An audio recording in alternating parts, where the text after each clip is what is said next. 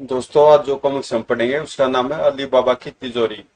ये जासूसी और एक्शन कॉमिक्स है। ये दो एजेंट है, विनोद और हमीद। तो उसी कॉमिक्स से पढ़ रहा हूं मैं। अली बाबा की तिजोरी। प्राइवेट डिटेक्टिव विनोद राणा अपने सहायक हमीद के कमरे में प्रविष्ट हुआ तो हैरान रह गया। यह क्या हो रहा है? आंखों की रोशनी तेज कर रहा हूं। सिर के बल खड़े होने से क्या आंखों की रोशनी तेज हो जाती है? जी हाँ, होती है। यह नुस्खा मुझे मेरे स्वर्गीय दादाजी ने बताया था। इसका अर्थ हुआ तुम्हारे दादाजी भी तुम्हारी ही तरह खुरापाती थे। नहीं जी नहीं, वह तो माज्ञानी थे। एक बार मेरे घुटने में दर्द हुआ था, तब उन्होंने मुझे बताया था कि मैं सिर के बल खड़ा होकर आंखों की रोशनी तेज करूं तो घुटने का दर्द ठीक हो जाएगा। घुटने के दर्द से आंखों का क्या संबंध है? बहुत बड़ा संबंध है। आपने वह मुहावरा नहीं सुना कि मारा घुटना फूटी आंख? इससे साबित होता है कि आंख और घुटने का बहुत नजदीकी संबंध है। आज मेरे घुटने में दर्द है, इसलिए मैं विनोद ने उसकी बात काटी। अच्छा ठीक है, मैं तुम्हारी बात समझ गया हूँ। अब तुम मेरी बात सुनो। सुनाइए। तुम आज श्याम राणा बलराज कंवर के यहाँ पार्टी में जाना होगा। जाना तो मुझे भी था, लेकिन एक जरूरी काम आ पड़ा, इसलिए मैं नहीं जा रहा। राणा साहब पार्टी में अपने खानदानी आभूषणों की प्रदर्शनी भी कर रहे हैं। वह चाहते हैं कि हम दोनों में से एक जरूर वहां पहुंचे।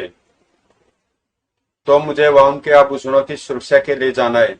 नहीं, तुम अब मेहमान की हैसियत से जाओगे। अपने आभूषणों की सुरक्षा का प्रबंध राणा साहब ने अपने ढंग से कर रखा है। ओके, मैं पार्टी में चला जाऊंगा।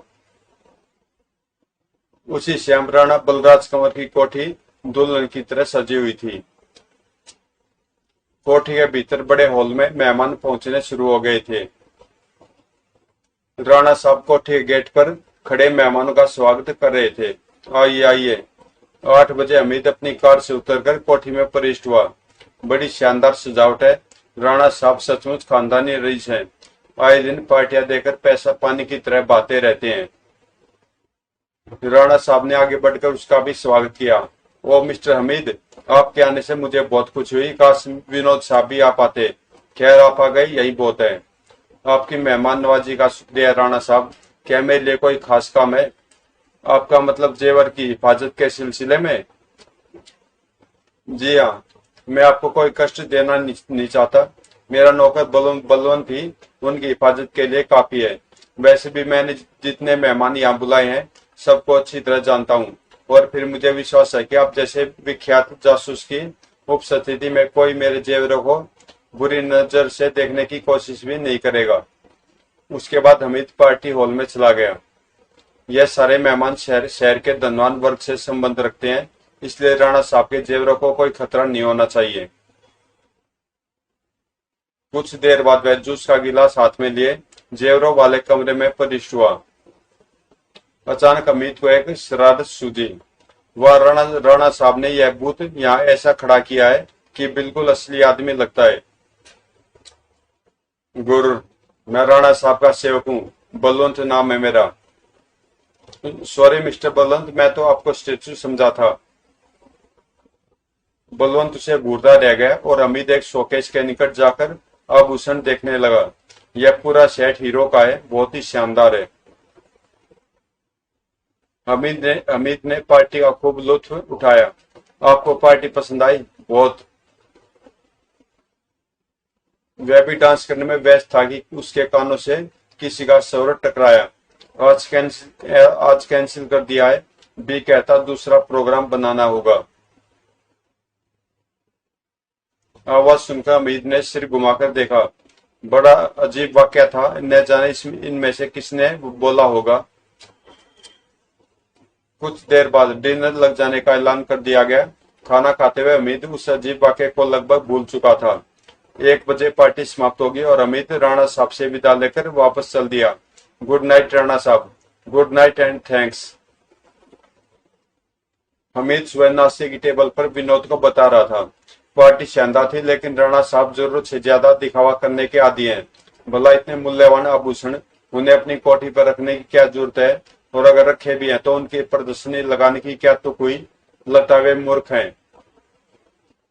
हर आदमी के सोचने का ढंग अलग होता है। मैं जितनी बार भी राणा साहब से मिला हूँ, मुझे महसूस हुआ है वह बहुत बुद्धिमान व्यक्ति हैं, और क्योंकि उन्हें खुद पर भरोसा है, इसलिए वे अपने जेवरात अपनी कोठी पर रखते हैं। उनमें से बहुत से जेवर तो ऐसे हैं जिनसे राणा साहब का भावनात्मक लगाव है, क्योंकि वह जेवर उनकी मृत पत्नी की निशानी है। 2 वर्ष पहले राणा साहब की पत्नी और बच्चे का एक एक्सीडेंट में निधन हो गया था। तब वह राजस्थान में अपने पुरखों की हवेली में रहते थे। पत्नी और बच्चे के निधन के बाद उनका मन वाने लगा और वे अपनी सारी जायदाद बेचकर इस शहर में आकर बस गए। तुमने उनके नौकर बलवंत को देखा था? हाँ, देखा था। वह दिलचस्प कैरेक्टर है। तुम्हारी इस बात से मैं सहमत हूँ। बलवंत का व्यक्तित्व रहस्यमय है। अफवाह है कि वह 2 हत्याओं के आरोप में पकड़ा गया था। न जाने क्यों राणा साहब को उस पर दया आ गई। उन्होंने बेहतरीन वकीलों से उसका केस लड़वाया। उन वकीलों ने बलवंत को कानून के पंजे से मुक्त करा लिया। तब से वह राणा साहब के साथ रहता है। आज वह राणा साहब का बॉडीगार्ड, सेक्रेटरी, बटलर और शोफर सब कुछ है। हाँ, राणा साहब को बलवंत पर बहुत भरोसा है, लेकिन उन्होंने अपने आभूषणों की प्रदर्शनी लगाकर शहर के सारे चोरों को निमंत्रण दे दिया। यह मेरी भविष्यवाणी है कि कोई नहीं उसके मुंह के जेवर चुराने की कोशिश जरूर करेगा। अच्छा ज्योतिषी महाशय, अब नाश्ते की ओर ध्यान दीजिए। 1 सप्ताह बाद ही हामिद की भविष्यवाणी सच हो गई। एक रात 11 बजे जब वह दोनों एक दावत से लौटे। Train train hello, Vinod Rana speaking. ओ विनोद जी, मैं राणा बोल रहा हूँ। शाम 7 बजे से आपको फोन कर रहा हूँ। क्या आप इसी वक्त मेरी कोठी पर आ सकते हैं? अगर कोई जरूरी काम है तो आ जाता हूँ। बहुत जरूरी है। आधे घंटे। और विनोद और हमीद राणा साहब के सामने उनके ड्राइंग रूम में बैठे थे। मैं आपको यह पत्र दिखाना चाहता हूँ। यह मुझे आज शाम 6 बजे मिला है। कैसा है यह पत्र? आप खुद पढ़कर देख लीजिए। विनोद ने ऊंचे स्वर में पत्र पढ़ा। राणा साहब, आपने अपने आभूषणों की प्रदर्शनी लगाकर मेरे जिज्ञासा बढ़ा दी है। मैं आपके आभूषण प्राप्त करना चाहता हूँ। आज 20 तारीख को आपको मेरा पत्र मिलेगा। परसों 22 तारीख की रात को ठीक 12 बजे मैं आपकी कोठी पर आभूषण लेने आऊंगा। मुझे विश्वास है कि आप पुलिस को अवश्य सूचित करेंगे। लेकिन राणा साहब, 22 तारीख की रात अगर आप पूरी फौज भी अपने जेवरात की सुरक्षा के लिए लगा ले, तब भी मैं उन्हें ले जाऊंगा। यह मेरा चैलेंज है। पत्थर के नीचे किसी के हस्ताक्षर नहीं थे। ऐसा लगता है किसी ने आपके साथ मजाक किया है। मेरा भी यही विचार है, फिर भी मैंने आपको मशवरे के लिए बुला लिया। लेकिन मैं कहता हूँ कि ऐसा मजाक नहीं है। कोई सचमुच आपके जेवर चुराना चाहता है। मैं अनुरोध करूंगा कि आप इस पत्र को मजाक समझकर लापरवाह न हो। मैं लापरवाह नहीं हूँ। आइए मैं आपको दिखाता हूँ कि मैंने अपने जेवरात की हिफाजत के क्या प्रबंध कर रखे हैं। राणा साहब उन दोनों को लेकर अपने बेडरूम के दरवाजे पर आए। मैं अंदर से दरवाजा बंद करता हूँ। आप जासूस हैं, ताले और खिड़कियां खोलना जानते हैं। जरा कोशिश करके देखिए।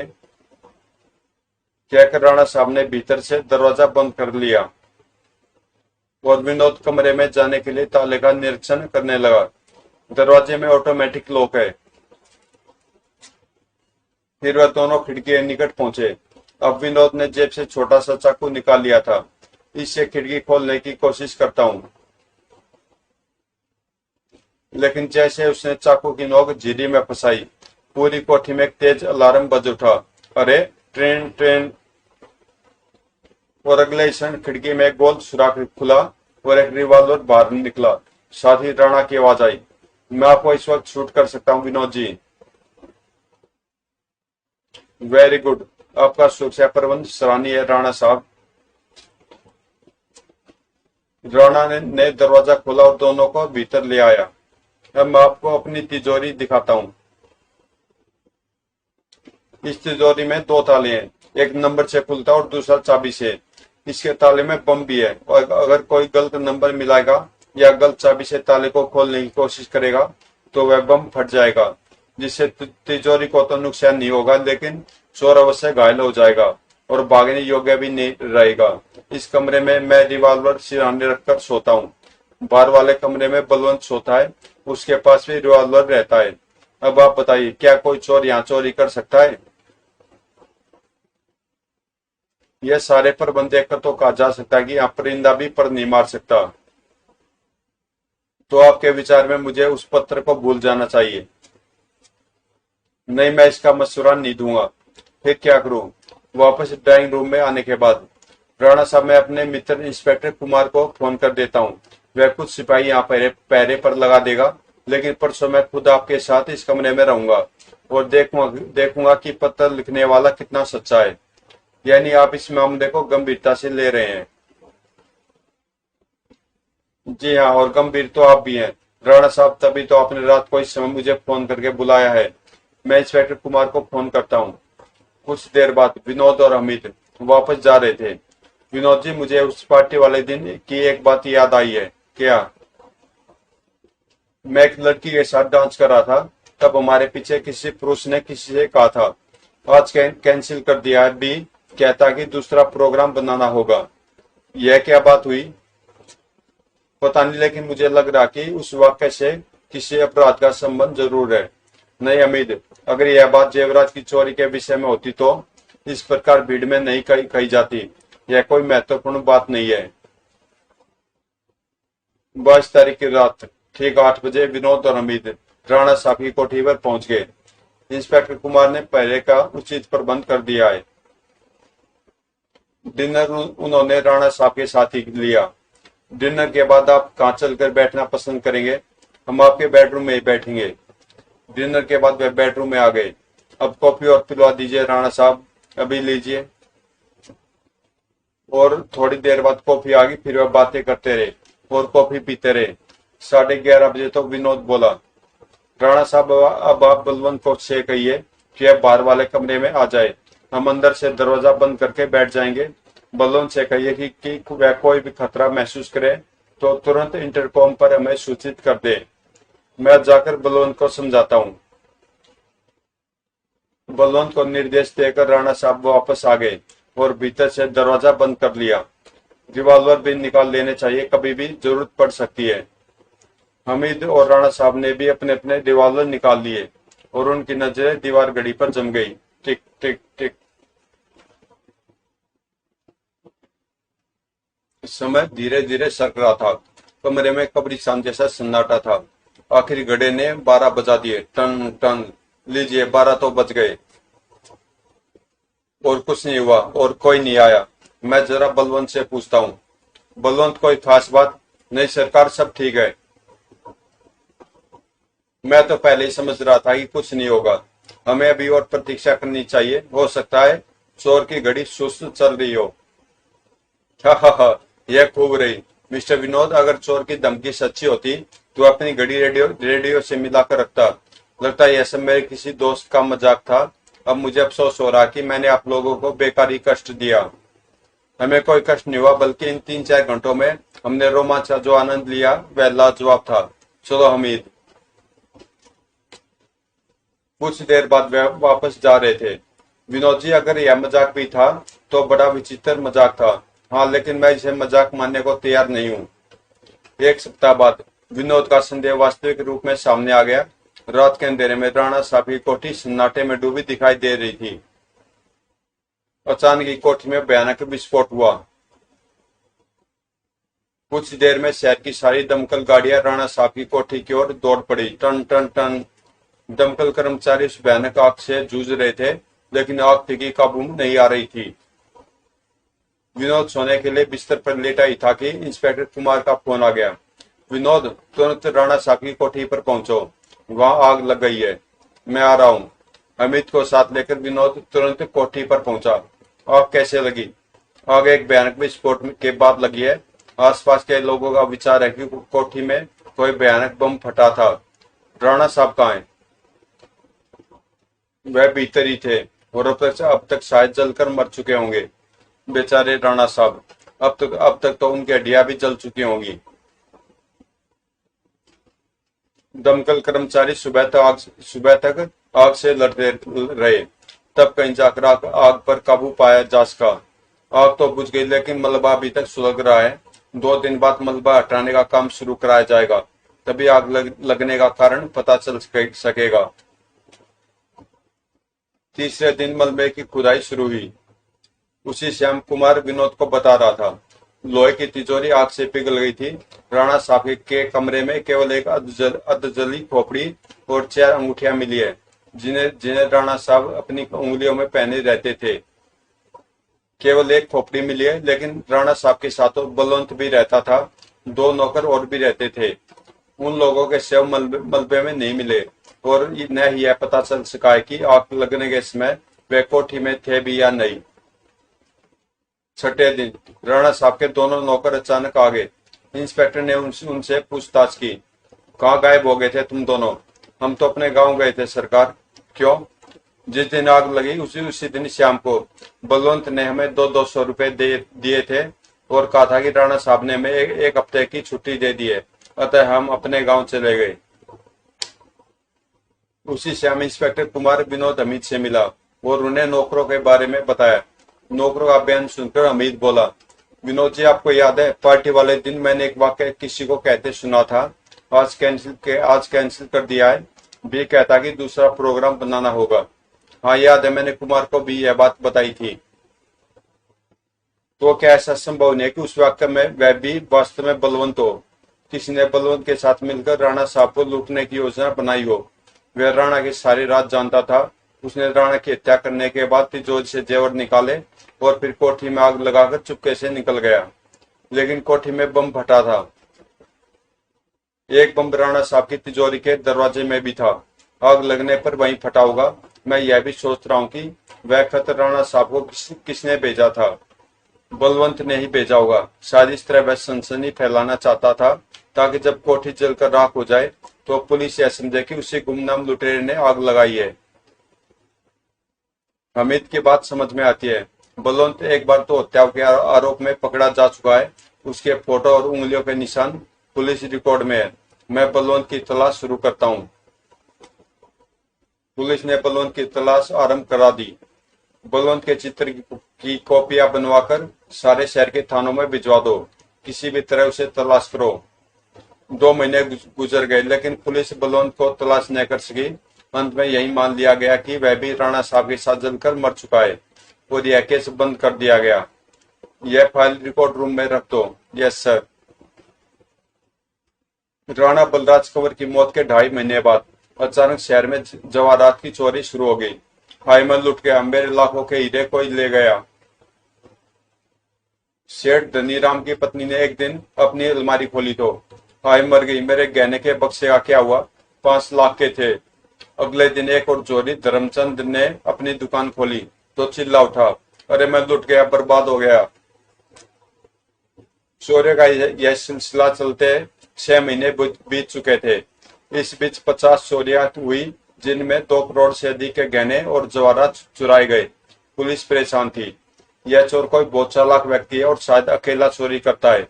अगर अपराध में एक से अधिक व्यक्ति शामिल हो तो किसी न किसी साथी से कोई गलती जरूर होती है, जो उसके गिरोह को गिरफ्तार कराने का कारण बनती है। यह भी तो हो सकता है कि चोरों की एक बड़ी ऑर्गेनाइजेशन हो, जिसे चलाने वाला कोई बहुत ही बुद्धिमान व्यक्ति हो। सब कुछ हो सकता है, लेकिन सच यह है कि पुलिस और सीआईडी अभी तक कोई भी ठोस कदम उठाने में असफल रही है।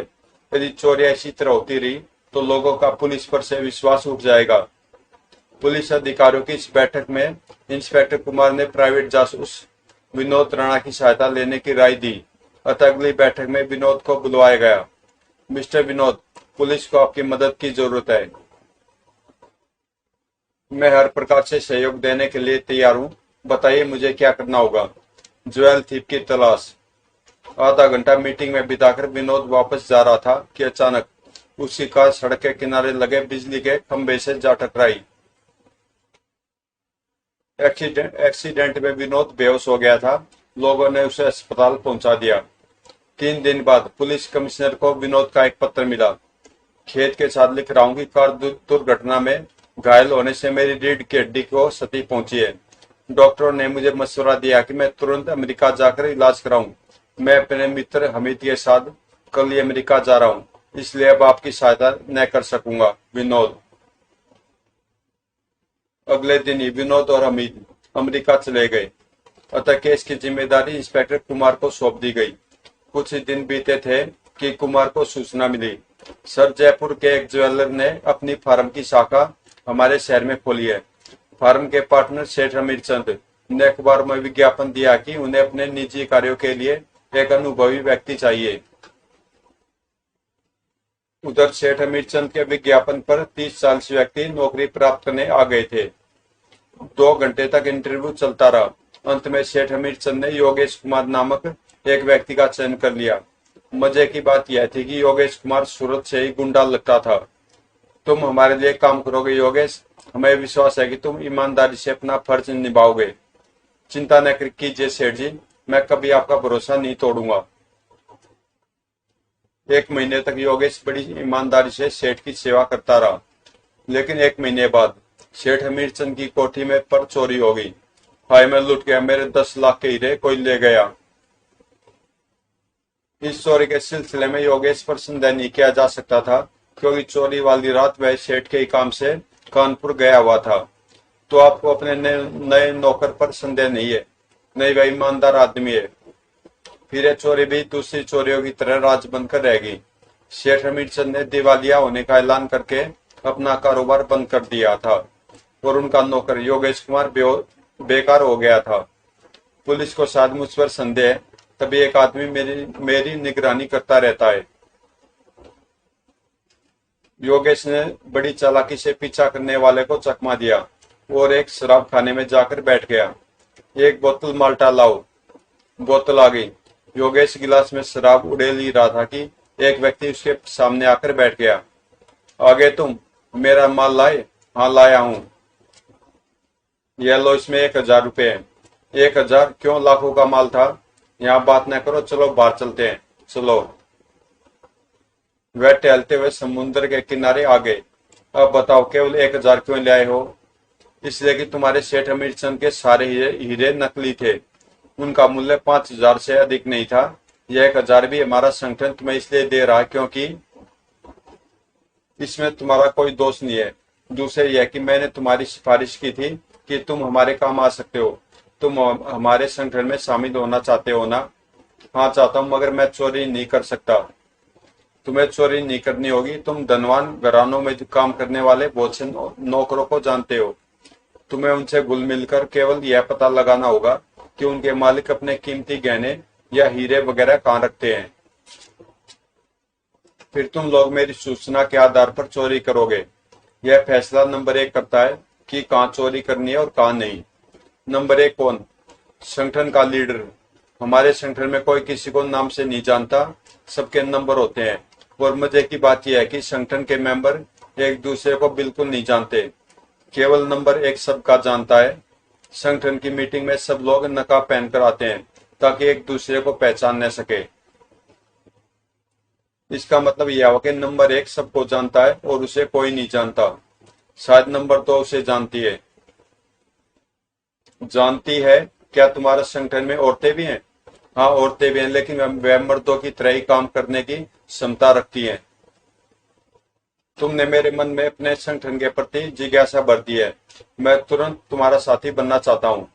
तो कल रात 10 बजे तुम कैनेडी ब्रिज पर आ जाना और ब्रिज पर इस प्रकार रुककर ढूंढना जैसे तुम्हारी जेब से कुछ गिर गया है।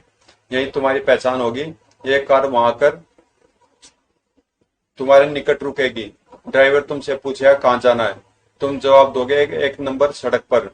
तुम्हारा जवाब सुनकर वह तुम्हें कार में बिठा लेगा और नंबर 1 के पास ले जाएगा। ठीक है, मैं कल रात 10 बजे पहुंच जाऊंगा। गुड, अब मैं चलता हूँ। हमारी यह मुलाकात अंतिम मुलाकात है। अगर तुम्हें मेंबर बना लिया गया तो हमारा सामना संगठन की मीटिंग में होगा, लेकिन वह हम दोनों एक दूसरे को पहचान नहीं सकेंगे क्योंकि हम दोनों के चेहरों पर नकाब होगी। Okay, good night. अगले दिन रात को 10 बजे योगेश कैनेडी ब्रिज पर पहुंच गया और प्रोग्राम अनुसार वहां कुछ ढूंढने का दिखावा करने लगा। 10 मिनट बाद एक कार उसके निकट आकर रुकी। कहाँ जाना है? नंबर 1 सड़क पर। बैठो। योगेश पिछला दरवाजा खोलकर बैठ गया। कार तेजी से अपनी मंजिल की ओर रवाना हो गई। कुछ दूर जाने के बाद स्वयं कार की खिड़कियों पर पर्दे खिंच गए और बाहर का दृश्य दिखना बंद हो गया। यह क्या हुआ भाई? घबराओ मत, यह केवल सावधानी के कारण किया जा गया है ताकि तुम रास्ता न पहचान सको। अब कार शहर की आबादी को पीछे छोड़कर एक कच्चे रास्ते पर जा रही थी। कुछ देर बाद गाड़ी जंगल के बीच बने एक पुराने मकान के सामने आकर रुक गई। लगभग 1.5 घंटे बाद उसी गाड़ी ने योगेश को कैनेडी ब्रिज पर वापस लाकर छोड़ दिया। अब मैं उस संगठन का सदस्य हूँ। आज से मेरा नया जीवन आरंभ होने जा रहा है। उसके बाद 3 महीने शांति से बीत गए। योगेश अब शहर की एक पोस्ट कॉलोनी में फ्लैट लेकर रहने लगा था। इस बीच उसने अपने संगठन के लिए बहुत काम किया था। मेरी सूचना पर संगठन ने अब तक 10 चोरियां की हैं। यद्यपि उन चोरियों में 8-10 हजार से अधिक का माल नहीं मिला, लेकिन यह तो भाग्य की बात है। अपनी तरफ से तो मैंने सही सूचनाएं दी थी। तभी दरवाजे पर हल्की सी आहट हुई। नंबर 1 का संदेश। उसने लिफाफा खोलकर संदेश देखा। वो यह तो कोड भाषा में है। वह कोड हल करने बैठ गया। कुछ ही देर में उसने कोड हल कर लिया। संदेश इस प्रकार था। नंबर 26, इमरजेंसी मीटिंग आज रात नंबर 1 के मकान में होगी। ठीक 11:30 बजे पहुंच जाना। दरवाजे से गुजरने के लिए पहचान का कोड काला बिच्छू है। संगठन में योगेश को नंबर 26 दिया गया था। इमरजेंसी मीटिंग ऐसा पहली बार हो रहा है। शायद कोई खास बात है और खतरनाक भी। वह दूसरे कमरे में आया और दाहिनी ओर की दीवार में लगी तिजोरी के निकट पहुंचा। योगेश ने तिजोरी के नंबर घुमाए। फिर उसने दरवाजे के निकट मुंह ले जाकर कहा, खुल जा अली बाबा के कहने से। तुरंत ही तिजोरी का दरवाजा खुल गया। योगेश तिजोरी में घुस गया और अंतिम दीवार के निकट पहुंचकर उसने एक बटन दबाया। बटन दबाकर उसने एक बार फिर कहा, खुल जा अली बाबा के कहने से। तिजोरी की वह दीवार एक तरफ सरक गई। योगेश भीतर प्रविष्ट हुआ। आज का खत भी इस फाइल में रख देता हूँ। खत रखकर वह बाहर आ गया तो तिजोरी के दरवाजे अपने आप बंद हो गए। अब योगेश ने गाउन उतारकर काला लिबास पहन लिया। फिर कमरे के बीच में खड़ा होकर सामने वाली दीवार के रोशनदान की ओर देखने लगा। कुछ पल बाद उसने एक मेज रोशनदान के नीचे सरकाकर उस पर एक कुर्सी रखी। यह किस तरह की हरकतें कर रहा है योगेश? आपको हैरत हो रही है ना? रोशनदान के रास्ते से बाहर जाकर योगेश कुछ करना चाहता है। वह किसी को गुप्त संदेश भेजने की तैयारी में है। किसको और क्यों, यह बात आप इस अंक में नहीं जान पाएंगे। इस दिलचस्प कहानी का अंजाम जानने के लिए आपको मनोज कॉमिक्स के इसी सेट में प्रकाशित चित्रकथा चोर का भाई चोर की प्रतीक्षा करनी होगी। कुर्सी पर चढ़कर योगेश ने रोशनदान की खिड़की खोली। फिर वह रोशनदान में घुस गया। दूसरी तरफ रोशनदान के नीचे बराबर वाले मकान की छत थी। छत के बीच में कबूतर पालने की लकड़ी की काबुक रखी थी। काबू के निकट आकर उसने जेब से पेन और कागज निकाला और संदेश लिखने के बाद उसने काबुक में हाथ डालकर एक कबूतर निकाला। संदेश का कागज उसने कबूतर के पांव में बांध दिया और कबूतर को उड़ा दिया। कबूतर ने छत के ऊपर पहुंचकर एक चक्कर लगाया, फिर उड़ता हुआ आकाश की ऊंचाइयों में गायब हो गया। तो दोस्तों, ये कॉमिक्स यहीं पे समाप्त होती है। इसका सेकंड और फाइनल पार्ट है चोर का भाई चोर। तो उसको भी मैं कल पढ़ूंगा। वो कॉमिक्स आपको कल मिल जाएगी। और अगर कॉमिक्स आपको अच्छी लगी तो प्लीज चैनल को सब्सक्राइब कर देना। और मिलते हैं इसके सेकंड पार्ट में चोर का भाई चोर में।